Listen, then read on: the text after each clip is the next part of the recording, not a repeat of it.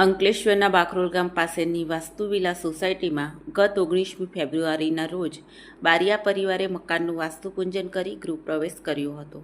બીજા દિવસે સવારે મકાન બંધ કરતા જ તસ્કરો ધોળા દિવસે સોના ચાંદીના દાગીના અને રોકડ રકમ મળી કુલ રૂપિયા 3.39 લાખના માલમત્તાની ચોરી કરી ફરાર થઈ ગયા હતા. જે અંગે પાનોલી પોલીસે ચોરીનો ગુનો નોંધી તપાસ શરૂ કરી હતી.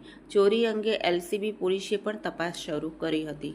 દરમિયાન ભરૂચ એલસીબી પોલીસની ટીમ પેટ્રોલિંગમાં હતી. તે દરમિયાન વાલિયા ચોકડી ખાતે અગાઉ ઘરફોડ ચોરીમાં ઝડપાયેલા રીઢા ચોર ઉમેશ દયાળભાઈ બગડિયાને બાઇક અને 2 મોબાઈલ સાથે શંકાસ્પદ હાલતમાં ઝડપી પાડ્યો હતો.